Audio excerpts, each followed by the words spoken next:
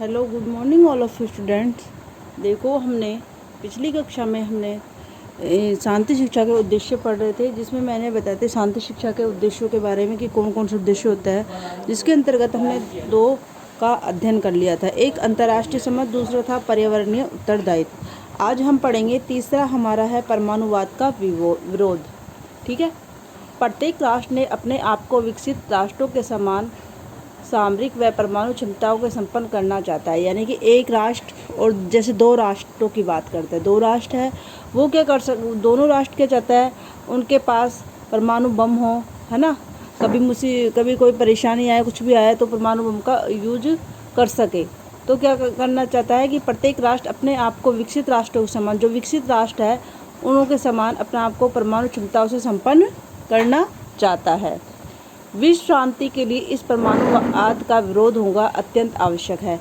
यानी कि अगर हमको राष्ट्र में क्या करनी है, विश्व शांति स्थापित करनी है, तो इस परमाणुवाद का विरोध करना होगा, जब भी हम शांति कायम कर सकते हैं। क्योंकि एक परमाणु का यूज करने से क्या होता है कि एक तो है ना, अपन एक राष्ट्र दूसरे राष्ट्र पे कर लेता है, लेकिन है ना, उससे क्या आता है, एक दूसरे के अंदर क्या होती है, हीन भावना पैदा होती है, और बल्कि जन धन की हानि का सामना करना पड़ता है। उस परमाणु से क्या होता है, उस परमाणु से हानिकारक जो भी गैसें निकलती है, उससे है ना अन्य लोगों पर उसका प्रभाव पड़ता है। और जो स्थान पे गिरता है, जहाँ पर वो परमाणु बम का यूज करा गया हो, कई बार वहाँ पर की भूमि भी क्या हो जाती है, बंजर हो जाती है, और काफ़ी जन धन की हानि उठानी पड़ती है।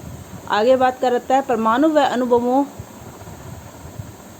अणुबमों की आवश्यकता शांति प्रिय समाज के लिए घातक सिद्ध होती है। अगर कोई राष्ट्र परमाणु और अणुबम का प्रयोग करता है, तो वो क्या करता है, उसकी शांति के लिए प्रिय समाज के लिए घातक सिद्ध होती है। यानी कि जो राष्ट्र परमाणु बम का प्रयोग करेगा, वहाँ पर शांति कायम नहीं हो सकती। क्योंकि परमाणु का उपयोग करने से क्या होगा, एक दूसरे में मनमुटाव होगा, भाईचारे की भावना नहीं रहेगी। आगे बात करते हैं, अतः शांति शिक्षा के पाठ्यक्रम में परमाणु शक्ति को हिंसक रूप में पूर्णता से समाप्त करके मानव उपयोगी कार्यों में उपयोग में लेना चाहिए। यानी कि ये क्या है कि शांति शिक्षा का, अगर हम शांति शिक्षा के बारे में जानते हैं, शांति शिक्षा की उपयोगिता के बारे में जानते हैं, तो हमें क्या करना चाहिए, परमाणु शक्ति है उसका विरोध करना चाहिए, है ना। विरोध करने के लिए परमाणु बम का तो निर्माण करो, लेकिन है ना, ये नहीं है कि एक राष्ट्र दूसरे राष्ट्र के लिए परमाणु युद्ध की स्थिति में परमाणु बम का यूज कर रहा है। ठीक है। परमाणु शक्ति का अहिंसक रूप, परमाणु का उपयोग करने से कहते हैं एक अहिंसक प्रवृत्ति का जन्म होता है। ठीक है। तो इसका अहिंसक रूप को हम क्या करना चाहिए, समाप्त करना चाहिए, और इसका उपयोग मानव उपयोगी कार्य में, अगर जहाँ पर मानव के लिए उपयोगी सिद्ध हो रहा है परमाणु, वहाँ पर इसका उपयोग करना चाहिए। आगे बात करते हैं नेक्स्ट, वैश्विक नागरिकता। ठीक है। प्रत्येक नागरिक अपने देश के लिए कर्तव्यों को पालन करता है। यानी कि जो भी उसके व्यक्ति के कर्तव्य है, उसके देश के लिए उनका वो क्या करता है, पालन करता है, तथा उसके प्रति समर्पण की भावना रखता है। वो क्या करता है, जैसे आप हो, हम है, सब है, क्या है, हमको भी लगता है कि हम अपने देश के लिए कुछ करें, तो हमारे अंदर क्या हो रहा है, एक समर्पण की भावना होनी चाहिए। ठीक उसी प्रकार प्राथमिक स्तर से ही बालकों में वैश्विक कल्याण, यानी कि विश्व का कल्याण, ठीक है, विश्व के प्रति समर्पण की भावना तथा संपूर्ण विश्व को एक परिवार के रूप में है। इस तरह की भावना बालकों में क्या करनी चाहिए, विकसित करने की आवश्यकता है कि हमें पूरे विश्व को क्या करना चाहिए, एक रूप में मानना चाहिए, और हमें कुछ ऐसा कार्य करना चाहिए जैसे वैश्विक कल्याण हो, यानी कि विश्व का कल्याण हो। ठीक है। जिससे संपूर्ण विश्व में शांति की भावना स्थापित की जा सके। हम अगर पूरे विश्व को एक परिवार के रूप में देखते हैं, तो हम कुछ अच्छा करेंगे, हमारे राष्ट्र के लिए, हमारे समाज के लिए कुछ अच्छा करेंगे, तो क्या होगा, जिससे पूरे विश्व में क्या होगा, एक शांति स्थापित कर सकते हैं।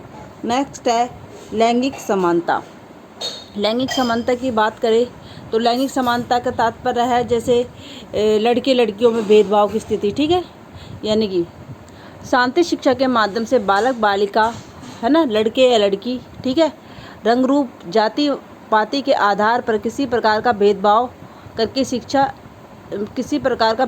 न करके शिक्षा दी जानी चाहिए। यानी कि क्या है कि चाहे लड़का हो चाहे लड़की हो, ठीक है, और किसी भी जाति धर्म का हो, चाहे ऊंचे कुल का हो चाहे नीचे वर्ण का हो, तो उसमें क्या करना चाहिए, शिक्षा के आधार पर कोई मतलब जहाँ पर उनको शिक्षा दी जा रही है वहाँ पर उनमें कोई भेदभाव नहीं होना चाहिए। ये इस तरह से नहीं होना चाहिए कि भाई ये नीचे कुल का है, इसको शिक्षा ये स्वर्ण वर्ण के साथ नहीं बैठ सकता, ऐसा नहीं होना चाहिए।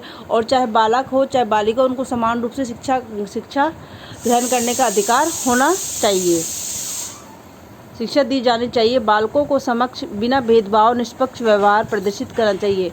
बालकों के समक्ष ऐसा व्यवहार स्पष्ट होना चाहिए कि बालकों को भी ना लगे उनके साथ क्या हो रहा है कि लैंगिक विविधता हो रही है, यानी कि उसके साथ भेदभाव हो रहा है। ऐसा नहीं होना चाहिए। सभी को समान रूप से शिक्षा ग्रहण करने का अधिकार है, चाहे वो स्वर्ण वर्ग का हो, चाहे नीचे कुल का हो, चाहे लड़का हो चाहे लड़की, सभी को समानता का शिक्षा का अधिकार है, जिससे कि बालकों में सहयोग, सद्भावना व समरूपता की भावना का विकास करें। अगर सभी बालक एक साथ शिक्षा ग्रहण करेंगे, चाहे लड़का हो चाहे लड़की हो, लेकिन उनमें क्या होगा, उन बालकों में एक दूसरे के प्रति सहयोग की भावना उपस्थित होगी और समरूपता की भावना का विकास हो सके, जो आगे राष्ट्र के लिए क्या होगा, अपना सहयोग प्रदान करेंगे। ये था हमारा आज की कक्षा में लैंगिक समानता। अब हमारा नेक्स्ट है विविधता के लिए सहनशक्ति, सहअस्तित्व और अहिंसा। इन 3 टॉपिकों का हम कल की कक्षा में क्या करेंगे, अध्ययन करेंगे। आज की कक्षा हमारी यहीं समाप्त होती है।